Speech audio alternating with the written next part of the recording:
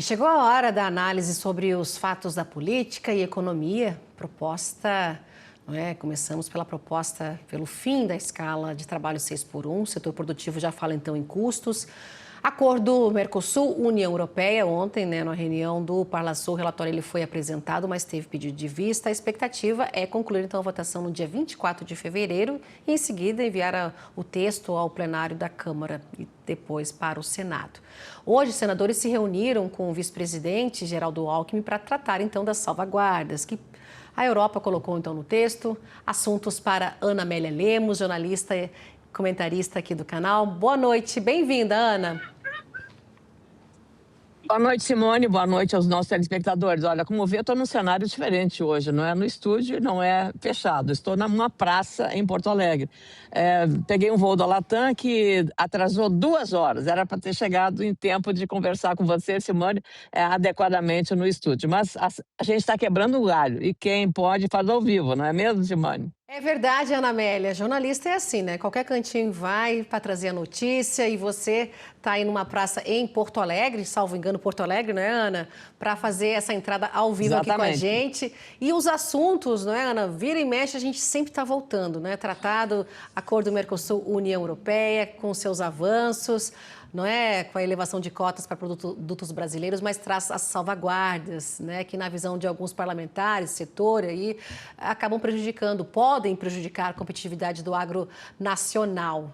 Ana, hoje a gente viu o senador Nelson Trade falando que não se pode mudar esse texto. Vamos seguir aqui que já a gente vai chamar, eu acho que você vai conseguir ouvir aí o VT que a gente vai trazer em relação ao Mercosul-União Europeia, porque após essa reunião com o vice-presidente Geraldo Alckmin, o senador Nelson Trade, ele avaliou que a resistência de parte do agronegócio não deve impedir o avanço do acordo entre Mercosul e União Europeia. Segundo o senador, há um movimento de parlamentares da cúpula do Legislativo para acelerar a aprovação do texto.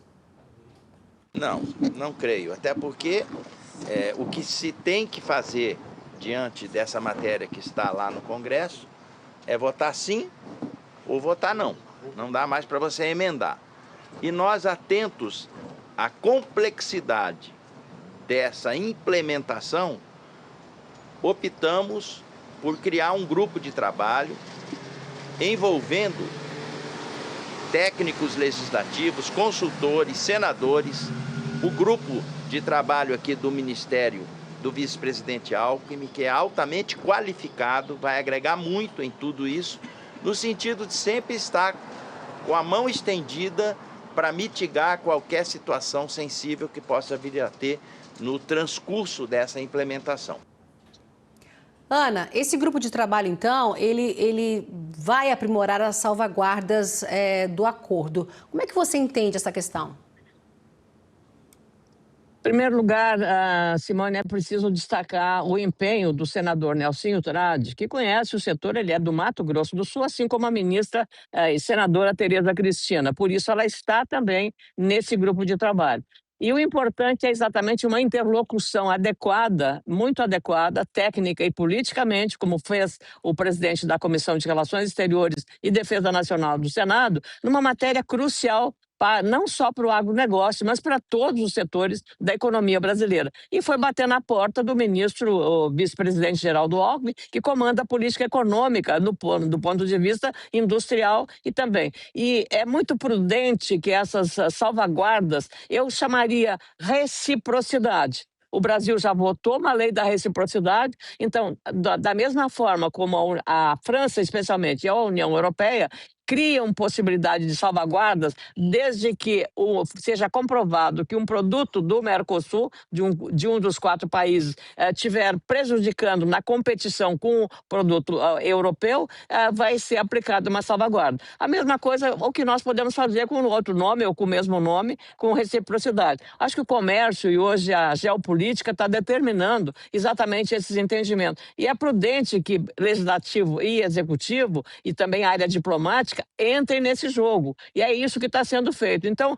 pelo menos, acredito que os produtores rurais estão satisfeitos com essa condução política de um tema que vai repercutir. Mas essa novela não termina agora com a aprovação no Congresso, porque tem que aprovar nos 4 congressos, nos 4 parlamentos do Mercosul, para depois ser reafirmado e consolidado no acordo geral. E ainda a entrada em vigor vai demandar um tempo. É uma novela, como eu disse, que ainda tem mais capítulos para serem vividos. E é importante que o Brasil, como é o maior protagonista dentro do Mercosul e o maior competidor também na oferta de carnes, da proteína animal, proteína vegetal, Simone, esteja preparado para enfrentar essas barreiras comerciais. Eu chamaria barreiras protecionistas no comércio.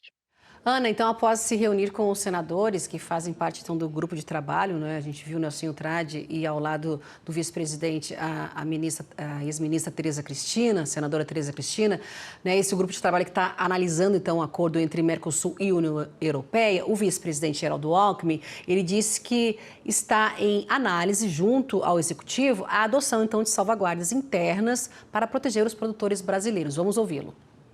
O presidente Lula encaminhou à Câmara a mensagem para a internalização do acordo. Aliás, os 4 países do Mercosul já o fizeram. Paraguai, Uruguai, Argentina e Brasil. Importante destacar os benefícios do acordo. Nós estamos falando, União Europeia, 27 países dos mais ricos do mundo. 720 milhões de pessoas, as oportunidades disso para agricultura, pecuária, indústria, serviços é extraordinária. E o grupo de trabalho, estamos trabalhando juntos para salvaguardas. Então, ter todo o cuidado, né? E a desgravação, ela é lenta, ela não é imediata. No caso do Brasil, ela começa em metade, nós vamos ter em praticamente 10 anos. Agora, abre muita oportunidade para vender os produtos brasileiros, produtos industriais, agregar valor. É fundamental. Comércio exterior é emprego e renda. Ana, hoje a associação, a ProSoja, né, produtores de milho e de soja lá do Mato Grosso, eles protocolaram um ofício, né, ao Instituto Pensar Agro, solicitando atenção técnica e jurídica na elaboração desse decreto legislativo que vai ratificar o acordo. Preocupação do lado de lá também, né, da ProSoja, em relação à atuação do Congresso para essas salvaguardas.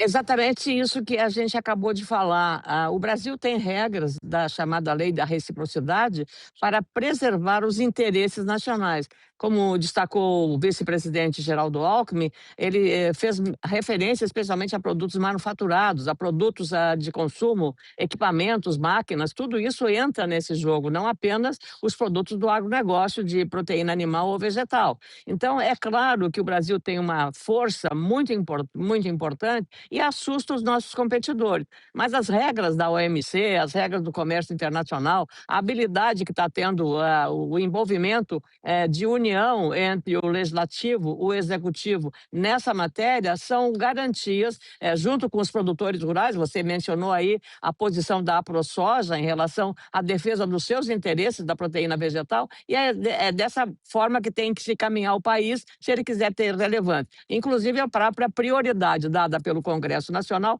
pelo Senado Federal, que tem a responsabilidade de aprovar esse acordo, minha cara Simone.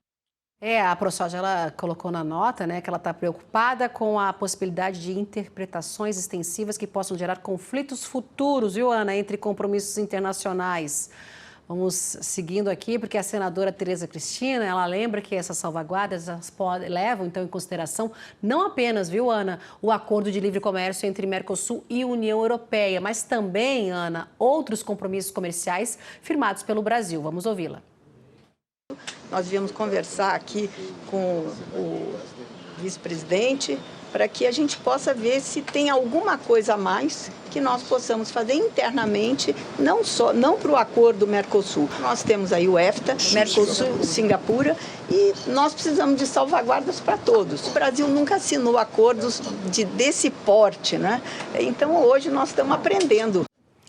Pois é, o Brasil está aprendendo, como disse a senadora. Simone, olha, veja, foi destacado aí pelas autoridades o tamanho e o significado. É o maior acordo. Hoje você tem ainda um acordo que os Estados Unidos fez com a Índia, isso é muito grande também, considerar os 2 mercados, da Índia e dos Estados Unidos. Agora, nessa do Mercosul e da União Europeia, é que os interesses são tão grandes, bilaterais e multilaterais, porque cada país tem um tipo de economia que se adapta ou se ajusta ou não se ajusta mais aos interesses dos países, dos fornecedores que são do Mercosul. Então, a relevância que nós vamos ter nesse processo vai ser muito grande. E o entendimento dos 3 poderes, especialmente do poder legislativo e o poder executivo, vai ser importante para a defesa dos interesses dos setores produtivos brasileiros, que são exportadores para a União Europeia. Então, é esse o ponto. E quando há um entendimento em defesa do interesse nacional, as coisas todas se ajeitam de maneira muito mais confortável do ponto de vista das decisões que precisam ser tomadas, sem adiamento, sem protelação e sem uma discussão sem eficácia real para defender os interesses dos diversos setores envolvidos nesse acordo comercial União Europeia-Mercosul, minha cara Simone. Ana, vamos para o nosso próximo assunto aqui de hoje. A Confederação Nacional da Indústria se posicionou contra, Ana, viu? A proposta, né, de redução da jornada de trabalho semanal e fim da escala 6x1. A CNI disse que acompanha as discussões no Congresso Nacional sobre a proposta, né, de redução do limite de trabalho, atualmente de 44 horas para 40 ou 36 horas por semana, com impacto sobre a utilização da escala 6x1 pela indústria. A instituição afirma que considera legítimo o debate, mas alerta que uma mudança poderia reduzir a competitividade da indústria brasileira e representa, então, um risco à sustentabilidade dos negócios e dos empregos formais.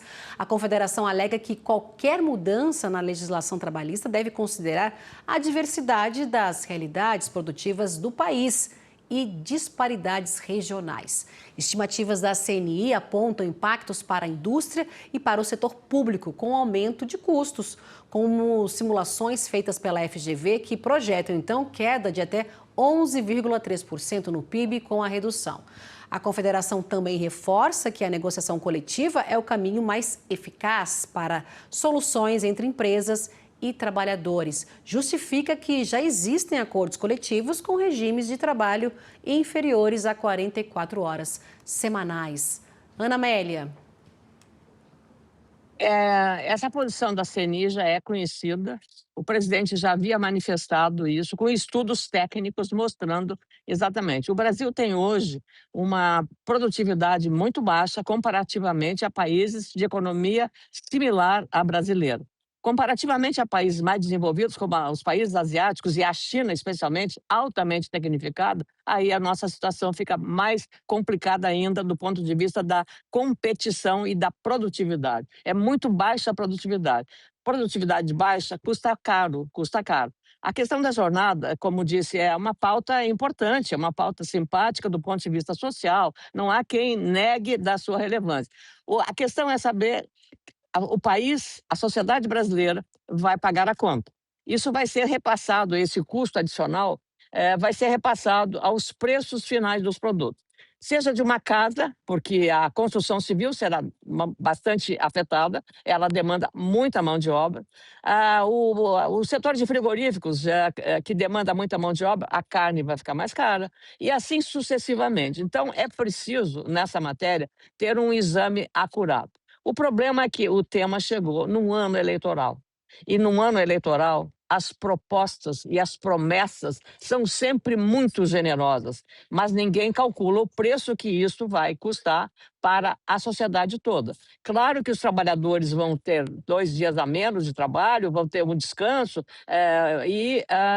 já existe na Organização Mundial ou Internacional do Trabalho, a OIT, já existem cláusulas e regras para você fazer, através de convenções coletivas de trabalho, você modificar a jornada para os seus trabalhadores. O medo e o receio da maioria dos empreendedores, especialmente daqueles que demandam mais mão de obra, é exatamente você consagrar numa lei e não ter espaço para você operacionalizar com liberdade e com garantia garantias dos direitos trabalhistas para os trabalhadores, uma flexibilização ou uma regra que não seja uma estrita cumprimento de uma lei que engessa toda a possibilidade de você fazer negociação coletiva, por exemplo. Então, é por isso que há um temor do setor econômico, daqueles que têm grande empregador, grande nível de emprego de mão de obra intensiva, como se fala, para evitar as consequências finais. E quando você fala em aumento de preço, você vai aumento de custo, você vai aumento de inflação num país que já está, eu diria, grandemente endividado, porque os governos gastam cada vez mais e a situação fica cada vez mais difícil para a sociedade pagar uma conta. Essa questão não deveria ter entrado num ano eleitoral. Até, na minha opinião, não deveriam, em ano eleitoral, entrar em matérias complexas como essa. Ela não pode ser votada a toque de caixa. É claro que o presidente Lula faz disso uma grande bandeira para sua reeleição. E nem a oposição e nem os governistas, claro, vão se negar a acompanhar uma matéria tão simpática para a classe trabalhadora, mas também que vai ter um custo. E aí é que está o X e o nó da questão a ser desatado. Vai ser muito complicado, minha cara Simone. Ana Amélia Lemos, direto de Porto Alegre, nossa comentarista aqui. Muito obrigada, boa noite. Eu tô te dando boa noite já com o meu fundo aqui, daqui a pouco a gente vai mostrar totalmente escuro, mas aí, ó, as imagens de Brasília com o nosso céu, aí você com o céu claro ainda em Porto Alegre. Ainda claro. Muito claro aqui, por aí. Quanto mais, exatamente, quanto mais ao sul, mais meridional, mais claro fica. Então, é exatamente a época do verão. E aqui está ainda um dia muito claro. O pessoal está jogando futebol aqui, mas estão muito camaradas, estão aqui, tá? Uma boa tarde e boa noite para vocês. Boa noite, Ana. Até amanhã. Tchau, tchau.